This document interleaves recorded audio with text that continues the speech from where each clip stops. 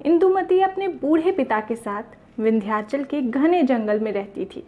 जब से उसके पिता वहाँ पर कुटी बनाकर रहने लगे, तब से वो बराबर उन्हीं के साथ रही। न जंगल के बाहर निकली, न किसी दूसरे का मुंह देख सकी। उसकी अवस्था 4-5 वर्ष की थी, जबकि उसकी माता का परलोकवास हुआ और जब उसके पिता उसे लेकर वनवासी हुए। जब से वह समझने योग्य हुई थी, तब से नाना प्रकार के वनैले पशु पक्षियों, वृक्षावलियों और गंगा की धारा के अतिरिक्त यह नहीं जानती थी कि संसार व संसारी सुख क्या है और उसमें कैसे कैसे विचित्र पदार्थ भरे पड़े हैं। फूलों को बीन बीन कर माला बनाना, हरिणों के संग कलोल करना, दिन भर वन वन घूमना और पक्षियों का गाना सुनना, बस यही उसका काम था।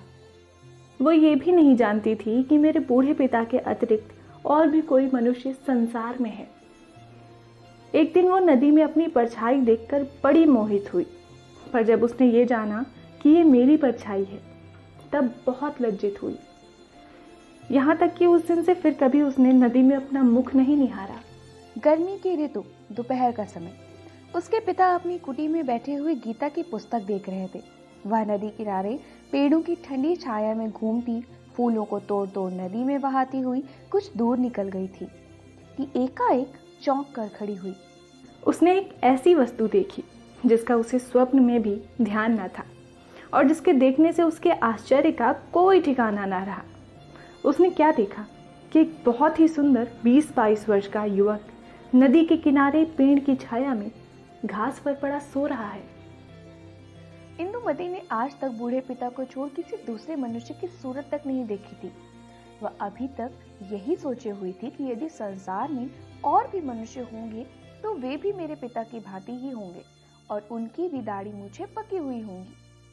उसने जब अच्छी तरह आंखें फाड़ फाड़ कर उस परम सुंदर युवक को देखा तो अपने मन में निश्चय किया कि मनुष्य तो ऐसा होता नहीं, हो ना हो यह कोई देवता होंगे, क्योंकि मेरे पिता जब देवताओं की कहानी सुनाते हैं तो उनके ऐसे ही रूप रंग बतलाते हैं। यह सोच वह मन में कुछ डरी और कुछ दूर पेड़ की ओट में खड़ी हो टकटकी बांध उस युवक को देखने लगी। मारे डर के युवक के पास तक न गई और उसकी सुंदरता से मोहित हो कुटी की ओर भी अपना पैर न बढ़ा सकी। यूं ही घंटों बीत गए, पर इंदुमती को न जान पड़ा कि मैं कितनी देर से खड़ी खड़ी इसे निहार रही हूँ। बहुत देर पीछे वो अपना जी कड़ा करके वृक्ष की ओट से निकल युवक के आगे बढ़ी। 2 ही 4 डग चली होगी कि एकाएक युवक की नींद खुल गई और उसने अपने सामने एक परम सुंदरी देवी मूर्ति को देखा, जिसके देखने से उसके आश्चर्य की सीमा न रही। मन ही मन सोचने लगा, इस भयानक घनघोर जंगल में ऐसी मनमोहिनी परम सुंदरी स्त्री कहाँ से आई? ऐसा रूप रंग तो बड़े बड़े राजाओं के रानी वास में भी दुर्लभ है। सो इस वन में कहाँ से आया? या तो मैं स्वप्न में स्वर्ग की सैर करता होऊंगा या किसी देव कन्या या वन देवी ने मुझे छलने के लिए दर्शन दिया होगा। यही सब सोच विचार करता हुआ वो भी पड़ा पड़ा इंदुमती की ओर निहारने लगा। दोनों की रह रहकर आंखें 4 हो जाती, जिससे अचरज के अतिरिक्त और कोई भाव नहीं झलकता था। यूं ही परस्पर देखा भाली होते हुए एकाएक इंदुमती के मन में किसी अपूर्व भाव का उदय हो आया, जिससे वो इतनी लज्जित हुई कि उसकी आंखें नीची और मुख लाल हो गया। वो भागना चाहती थी। चट युवक उठकर उसके सामने खड़ा हो गया और कहने लगा, हे सुंदरी, तुम देव कन्या हो या वन देवी हो, चाहे कोई हो, पर कृपा कर तुमने दर्शन दिया है तो जरा सी दया करो। ठहरो, मेरी बात सुनो, घबराओ मत। यदि तुम मनुष्य की लड़की हो तो डरो मत। क्षत्रिय लोग स्त्रियों की रक्षा करने के सिवा बुराई नहीं करते। सुनो, यदि तुम सच में वन देवी हो तो कृपा करके मुझे इस वन से निकलने का सीधा मार्ग बता दो। मैं विपत्ति का मारा 3 दिन से इस वन में भटक रहा हूँ, पर निकलने का मार्ग नहीं पाता। और जो तुम मेरी ही भांति मनुष्य जाति हो तो मैं तुम्हारा अतिथि हूँ। मुझे केवल आज भर के लिए टिकने की जगह दो, और अधिक मैं कुछ नहीं चाहता। युवक की बातें सुनकर इंदुमती ने मन में सोचा, तो क्या ये देवता नहीं है? हम लोगों की ही भांति मनुष्य हैं। हो सकता है क्योंकि जो ये देवता होते तो ऐसी मीठी मीठी बातें बनाकर अतिथि क्यों बनते? देवताओं को कमी किस बात की है? और वे क्या नहीं जानते जो हमसे वन का मार्ग पूछते हैं? तो ये मनुष्य ही होंगे, पर क्या मनुष्य इतने सुंदर होते और ऐसी मीठी बातें करते हैं? आहा! एक दिन मैं जल में अपनी सुंदरता देखकर ऐसी मोहित हुई थी, किंतु इनकी सुंदरता के आगे तो मेरा रूप रंग निरा पानी है। इस तरह सोचते विचारते उसने अपना सिर ऊंचा किया और देखा कि युवक अपनी बात का उत्तर पाने के लिए सामने एकटक लगा खड़ा है। यह देख वह बहुत ही अधीनताई और मधुर स्वर से बोली, मैं अपने बूढ़े पिता के साथ इस घने जंगल के भीतर एक छोटी सी कुटी में, जो एक सुहावनी पहाड़ी की चोटी पर बनी हुई है, रहती हूँ। यदि तुम मेरे अतिथि होना चाहते हो तो मेरी कुटी पर चलो। जो कुछ मुझसे बनेगा, कंदमूल, फल फूल और जल से तुम्हारी सेवा करूंगी। मेरे पिता भी तुम्हें देखकर बहुत प्रसन्न होंगे।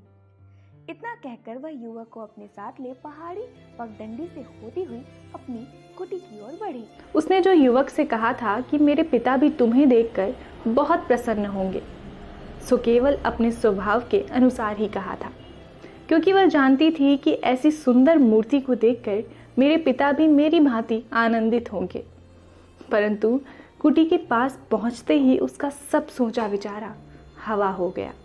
उसके सुख का सपना जाता जा रहा था और वो जिस बात को ध्यान में भी नहीं ला सकती थी, वही आगे आई। वह बुढ़ा अपनी लड़की को पराये पुरुष के साथ आती हुई देखकर मारे क्रोध के आग हो गया और अपनी कुटी से निकल युवक के आगे खड़ा हो यूं कहने लगा, अरे दुष्ट, तू कौन है? क्या तुझे अपने प्राणों का मोह नहीं, जो तू बेधड़क मेरी कन्या से बोला और मेरी कुटी पर चला आया? तू जानता नहीं कि जो मनुष्य मेरी आज्ञा के बिना इस वन में पैर रखता है, उसका सिर काटा जाता है। अच्छा ठहर, अब तुझे भी प्राण दंड दिया जाएगा। इतना कह वह क्रोध से युवक की ओर खोदने लगा। बेचारी इंदुमती की विचित्र दशा थी। उसने आज तक अपने पिता की ऐसी भयानक मूर्ति नहीं देखी थी। वो अपने पिता का ऐसा अनूठा क्रोध देख पहले तो डरी, फिर अपने ही लिए युवा बटोही बेचारे का प्राण जाते देख जी कड़ा करके बुढ़े के पैरों पर गिर पड़ी और रो रो कर गिड़गिड़ा कर युवक के प्राण की भिक्षा मांगने लगी और अपने पिता को अच्छी तरह समझा दिया कि इसमें युवक का कोई दोष नहीं है, उसे मैं ही कुटी पर ले आई हूँ। यदि इसमें कोई अपराध हुआ है तो उसका दंड मुझे मिलना चाहिए। कन्या की ऐसी अनोखी विनती सुनकर बुढ़ा कुछ ठंडा हुआ और युवक की ओर देखकर बोला, सुनो जी, इस अज्ञान लड़की की विनती से मैंने तुम्हारे प्राण छोड़ दिए, परंतु तुम यहाँ से जाने ना पाओगे। कैदी की तरह जन्म भर तुम्हें यहाँ रहकर हमारी गुलामी करनी पड़ेगी और जो भागने का मंसूबा बांधोगे तो तुरंत मारे जाओगे।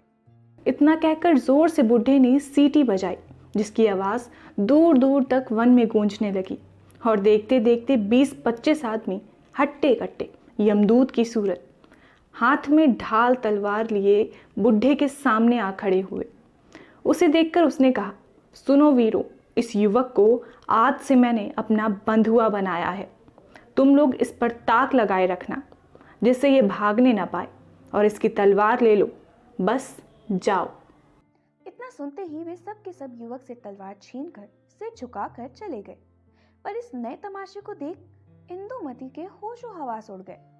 जब से उसने होश संभाला तब से आज तक बुढ़े को छोड़ किसी दूसरे मनुष्य की सूरत तक नहीं देखी थी। पर आज एकाएक इतने आदमियों को अपने पिता के पास देख वह बहुत ही सकपका गई, पर डर के मारे कुछ बोल नहीं पाई। बुढ़े ने युवक की ओर आंख उठाकर कहा, देखो, अब तुम मेरे बंधुए हो। अब से जो जो मैं कहूँगा तुम्हें करना पड़ेगा। उनमें पहला काम तुम्हें यह दिया जाता है कि तुम इस सूखे पेड़ को काट काट कर लकड़ी की कुटी के भीतर रखो। ध्यान रखो, यदि जरा भी मेरी आज्ञा टाली तो समझ लेना कि तुम्हारे धड़ पर विधाता ने सर ही नहीं बनाया। और इंदुमती, तू भी कान खोल कर सुन ले, इस युवक के साथ यदि किसी तरह की भी बातचीत करेगी तो तेरी भी यही दशा होगी। इतना कहकर बुढ़ा कुटी के भीतर चला गया और फिर उसी गीता की पुस्तक को ले पढ़ने लगा। बुढ़े का विचित्र रंग ढंग देखकर हमारे युवक के हृदय में कैसे कैसे भावों की तरंगें उठी होंगी, इसे हम लिखने में असमर्थ हैं। पर हाँ, इतना तो उसने अवश्य निश्चित किया होगा कि यदि सचमुच यह सुंदरी इस बुढ़े की लड़की हो तो विधाता ने पत्थर से नवनीत पैदा किया है।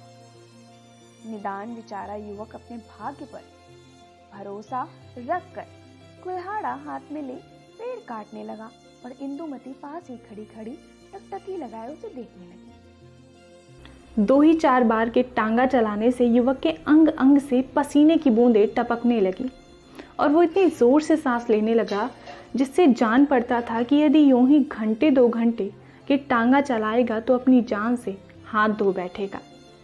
उसकी ऐसी दशा देखकर इंदुमती ने उसके लिए फल और जल ला आंखों में आंसू भरकर कहा, सुनो जी, ठहर जाओ, देखो ये फल और जल मैं लाई हूँ, इसे खा लो, जरा ठंडे हो लो, फिर काटना, छोड़ो, मान जाओ। युवक ने उसकी प्रेम भरी बातों को सुनकर कहा, सुंदरी, मैं सच कहता हूँ कि तुम्हारा मुंह देखने से मुझे इस परिश्रम का कष्ट जरा भी नहीं व्यापता। यदि तुम यूं ही मेरे सामने खड़ी रहो तो मैं बिना अन्न जल के सारे संसार के पेड़ काट कर रख दूं। और सुनो तो सही, अपने पिता की बातें याद करो, क्यों नाहक मेरे लिए अपने प्राण संकट में डालती हो? यदि वे सुन लेंगे तो क्या होगा? और मैं जो सुस्ताने लगूंगा तो लकड़ी कौन काटेगा?